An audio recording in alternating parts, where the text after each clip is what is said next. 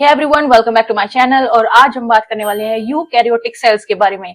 Eukaryotic cells के की features को आज हम पढ़ेंगे और पता लगाएंगे कि प्रोकैरियोटिक सेल से यूकैरियोटिक सेल डिफर कैसे करता है। और बेसिकली आज हम यूकैरियोटिक सेल्स का पूरा एक चिट्ठा, एक ओवरव्यू आप कह सकते हैं, आप वो लेने वाले हैं। ठीक है, तो सबसे पहले अगर बात करते हैं हम अगर यूकैरियोटिक सेल्स की, वो कंपैरेटिवली लार्जर होते हैं साइज में as compared to prokaryotic cells. Prokaryotic cells थोड़े से छोटे होते हैं and in case of complexity eukaryotic cells थोड़े से कॉम्प्लेक्स होते हैं। और जो न्यूक्लियस होता है वो इनका डिस्टिंक्ट न्यूक्लियस प्रेजेंट होता है। इनका खुद का जो न्यूक्लियस है वो अच्छे से डबल मेम्ब्रेन बाउंड स्ट्रक्चर के अंदर प्रेजेंट होता है एंड साइटोप्लाज्मिक ऑर्गेनल्स जो होते हैं वो भी प्रेजेंट होते हैं यूकैरियोटिक सेल्स के पास। तो ये जो चीजें हैं ये प्रोकैरियोटिक सेल से यूकैरियोटिक सेल को डिफर कर रही होती है। इसके बाद बात करें अगर हम यहाँ पर देख सकते हैं एक पूरा एनिमल सेल का डायग्राम दिया गया है और इसमें हम देख सकते हैं एक न्यूक्लियस भी प्रेजेंट है। न्यूक्लियस के अंदर न्यूक्लियोलस भी है, उसका न्यूक्लियर एनवेलप भी है, डिफरेंट डिफरेंट ऑर्गेनल्स जैसे माइटोकॉन्ड्रिया भी है, राइबोसोम्स भी हैं,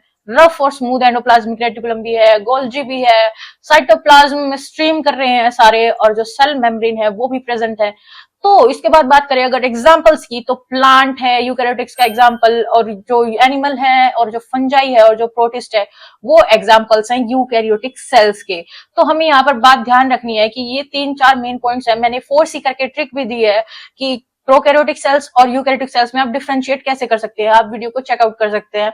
and in case of animal cells कोई सेल वॉल प्रेजेंट नहीं होती है, सेंट्रियोल्स प्रेजेंट होते हैं और जो लाइसोसोम्स होते हैं वो प्रेजेंट होते हैं। ठीक है, इसके बाद बात करें अगर प्लांट सेल की, प्लांट सेल में सेल वॉल प्रेजेंट होती है, यहाँ पर क्लोरोप्लास्ट होते हैं, फोटोसिंथेसिस करनी होती है, और यहाँ पर एक लार्ज सेंट्रल वैक्यूल भी प्रेजेंट होता है। इसके बाद बात करें अगर कंपार्टमेंटलाइजेशन की, तो यूकैरियोटिक सेल्स कंपार्टमेंटलाइजेशन शो करते हैं। अलग अलग कंपार्टमेंट्स बने होते हैं, अलग अलग ऑर्गेनल्स अलग अलग अपना फंक्शन कर रहे होते हैं। ठीक है, जैसे कि एनर्जी प्रोडक्शन के लिए क्या है, हमारे पास माइटोकॉन्ड्रिया है, उसके अंदर रेस्पिरेशन हो रही होती है, और जो रेस्पिरेशन हो रही होती है वो क्या करती है, ग्लूकोज को ब्रेक डाउन करती है इन फॉर्म ऑफ एनर्जी, यानी कि एटीपी में तोड़ती है।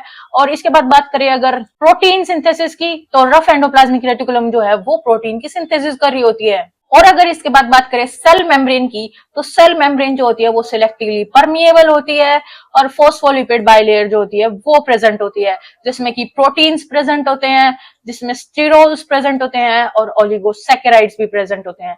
यहाँ पर बात करें अगर हम फ्लूइड मोजाइक मॉडल की, तो फ्लूइड मोजाइक मॉडल क्या कहता है कि एक सी है लिपिड का और उसके अंदर जो आइसबर्ग्स की तरह फ्लोट कर रहे होते हैं प्रोटीन्स। ठीक है, तो इसके बाद बात करें अगर सेल मेम्ब्रेन के थोड़े से फंक्शंस दिए गए हैं यहाँ पर, रेगुलेट्स करती है ट्रांसपोर्ट को। ट्रांसपोर्ट कौन सिलेक्टिवली परमिएबल है, सेल मेम्ब्रेन, तो आना जाना ऑब्जेक्ट्स का, मटेरियल्स का, इधर से उधर प्रोटीन्स जा रहे हैं, लिपिड्स जा रहे हैं, या फिर कोई भी मॉलिक्यूल है, आयंस है, उनका ट्रांसपोर्ट कौन रेगुलेट करती है, वो करती है सेल मेम्ब्रेन। इसके बाद एंडोसाइटोसिस का फंक्शन भी होता है सेल मेम्ब्रेन का, और सेल सिग्नलिंग में भी हेल्प करती है सेल मेम्ब्रेन। इसके बाद अगर बात करते हैं हम इसके और भी ज्यादा अच्छे से फीचर्स की, तो न्यूक्लियस की अगर हम बात करें, तो न्यूक्लियस जो होता है वो डबल मेम्ब्रेन बाउंड स्ट्रक्चर होता है। आप यहाँ पर देख सकते हैं ये न्यूक्लियस की डबल मेम्ब्रेन बाउंड स्ट्रक्चर आपको दिखा रखी है। एंड इसके बाद प्रेजेंट होता है न्यूक्लियस की डबल मेम्ब्रेन एनवेलप प्रेजेंट है, इसके ऊपर प्रेजेंट होते हैं न्यूक्लियर पोर्स दिखा रखे हैं यहाँ पर। एंड इसके बाद बात करते हैं कि न्यूक्लियस जो है उसको हम, न्यूक्लियस एक टाइप से एक बॉस है, तो हम इसको बॉस क्यों बोल रहे हैं, क्योंकि इसके पास है क्रोमेटिन। हिस्टोन्स जो होते हैं उनके ऊपर रिएक्ट किया होता है डीएनए, एंड जब ये कंडेंस फॉर्म में जाते हैं तब हम उनको बोलते हैं क्रोमोसोम्स। इसके बाद बात करें अगर न्यूक्लियोलस की, एक न्यूक्लियोलस रीजन प्रेजेंट होता है न्यूक्लियस के अंदर ही, इसको हम बोलते हैं न्यूक्लियोलस, और इसका काम होता है आरआरएनए सिंथेसिस। ओके, इसके बाद न्यूक्लियस को हमने बोला बॉस। इसको बॉस क्यों बोला है, क्योंकि ये कंट्रोल कर रहा है सेल की एक्टिविटीज को। सेल की एक्टिविटीज को कैसे कंट्रोल कर रहा है, जीन एक्सप्रेशन को भी कंट्रोल कर रहा है। और इसके बाद ये क्या है, हेरिडिटी मटेरियल का एक हाउस है। हमने बड़ा क्रोमेटिन मटेरियल कहाँ प्रेजेंट होता है, न्यूक्लियस के अंदर, तो न्यूक्लियस ही स्टोर हाउस है किसका, हेरिडिटी मटेरियल का। हेरिडिटी मटेरियल क्या है, हमारे पास डीएनए ही है, तो वो किस में प्रेजेंट है, न्यूक्लियस में। तो इसके बाद बात करें अगर हम एंडोप्लाज्मिक रेटिकुलम की, तो एंडोप्लाज्मिक रेटिकुलम दो टाइप्स का होता है। एंडोप्लाज्मिक रेटिकुलम एक एक्सटेंशन ही है, आउटर जो मेम्ब्रेन होती है न्यूक्लियस की, आउटर मेम्ब्रेन जो होती है न्यूक्लियस की, उसके बाद जो ये एंडोमेम्ब्रेन सिस्टम का पार्ट है और ये फिजिकली अटैच्ड होता है न्यूक्लियस के साथ। रफ एंडोप्लाज्मिक भी प्रेजेंट होता है और स्मूथ एंडोप्लाज्मिक रेटिकुलम भी प्रेजेंट होता है। रफ एंडोप्लाज्मिक रेटिकुलम हम एंडोप्लाज्मिक रेटिकुलम को तब बोलेंगे जब उसके ऊपर राइबोसोम्स प्रेजेंट होंगे। अगर राइबोसोम्स एब्सेंट है तो उसको हम बोलेंगे स्मूथ एंडोप्लाज्मिक रेटिकुलम। और रफ एंडोप्लाज्मिक रेटिकुलम का काम होता है प्रोटीन सिंथेसिस में। इसके बाद बात करें अगर स्मूथ एंडोप्लाज्मिक रेटिकुलम का, इसका काम होता है लिपिड सिंथेसिस में। ठीक है, इसके बाद बात करेंगे अगर ये जो गोल्जी एपरेटस दिखा रखा है यहाँ पर, ये एकदम स्टैक्स लाइक स्ट्रक्चर है। इनको हम बोल रहे हैं इंडिविजुअल को सिस्टरने। ठीक है, स्टैक्स है बहुत सारे सिस्टरने के, उनको हम बोल रहे हैं गोल्जी एपरेटस। इसका काम क्या होता है? मॉडिफिकेशन का, पैकेजिंग का और डिस्पैच करता है इसको, प्रोटीन को और लिपिड को इनटू दी आउटसाइड साइटोप्लाज्म, और जहां भी टारगेट होता है वहां पर उस प्रोटीन और लिपिड को पहुंचाने का काम करता है। एक टाइप से अगर हम समझे कि गोल्जी एपरेटस एक स्टैंप लगा देता है कि अब इस पर्टिकुलर प्रोटीन और लिपिड को इसके टारगेट साइट तक जाना है, तब जो टारगेट प्रोटीन है और जो रिसीवर है वहां पर उसकी जो होती है वो पहचान हो जाती है और वो उसको रिसीव कर लेता है और वो अपने टारगेट तक पहुंच जाता है।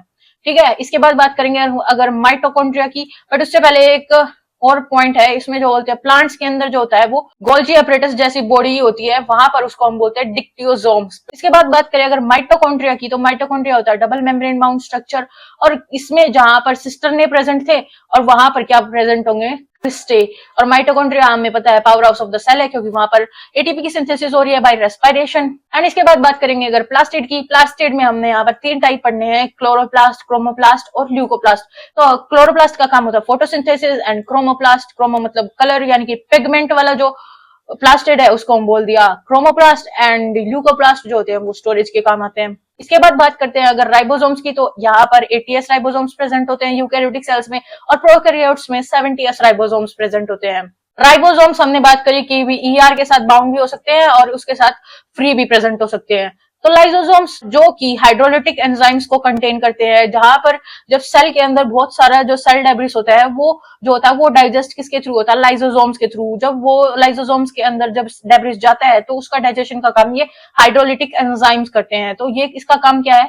सेलुलर डाइजेशन का। इनको हम इसलिए सुसाइडल बैग्स भी बोलते हैं। थोड़े से और स्ट्रक्चर्स प्रेजेंट होते हैं जैसे कि वैक्यूल्स। जो वैक्यूल्स होते हैं वो एनिमल सेल्स में, प्लांट सेल्स में, या फिर बात करें हम यूकैरियोटिक सेल्स में भी वैक्यूल्स प्रेजेंट होते हैं, बट प्लांट सेल्स में एक सेंट्रल वैक्यूल प्रेजेंट होता है लार्ज साइज का सेंट्रल वैक्यूल होगा प्लांट्स में, जिसकी आउटर लेयर को हम बोलेंगे टोनोप्लास्ट। इसका काम क्या हो गया? स्टोरेज का। और कॉन्ट्रैक्टाइल वैक्यूल्स प्रेजेंट होते हैं प्रोटिस्ट्स में, और स्मॉल जो वैक्यूल्स प्रेजेंट होते हैं वो एनिमल्स में। इसके बाद बात करें अगर सेंट्रोजोम की या सेंट्रियोल्स की, एनिमल्स में प्रेजेंट होते हैं ये सेंट्रियोल्स या सेंट्रोजोम। इनका काम होता है organisation of spindle at the time of division, यानी कि जब सेल डिवीजन हो रही होती है तो स्पिंडल को ऑर्गेनाइज करने का काम करते हैं सेंट्रोजोम्स। फ्लैजिला की और सिलिया की बेसल बॉडी की फॉर्मेशन में भी हेल्प करते हैं सेंट्रोजोम्स। इसके बाद बात करेंगे लास्ट साइटोस्केलेटन को हम मसल्स वाले टॉपिक में और ज्यादा अच्छे से पढ़ेंगे। इसमें बात करते हैं हम माइक्रोट्यूब्यूल्स प्रेजेंट होते हैं, माइक्रोफिलामेंट्स प्रेजेंट होते हैं, और जो होते हैं इंटरमीडिएट फिलामेंट्स प्रेजेंट होते हैं। तो साइटोस्केलेटन का फंक्शन होता है बेसिकली मूवमेंट में, सेल डिवीजन में और शेप को मेंटेन करने में। तो इसी के साथ हमने आज का लेक्चर फिनिश करते हैं, और इस लेक्चर में हमने यूकैरियोटिक सेल्स की थोड़ी सी ओवरव्यू ली है कि भाई यूकैरियोटिक सेल्स कैसे डिफरेंशिएट है प्रोकैरियोटिक सेल से। इसके बाद हम 1 बाय 1 सारी ऑर्गेनेलिज को कवर करने वाले हैं अपकमिंग वीडियोस में। तो अगर वीडियो आपको अच्छी लगी है तो वीडियो को लाइक करें, शेयर करें और चैनल को सब्सक्राइब करें। Thanks for watching.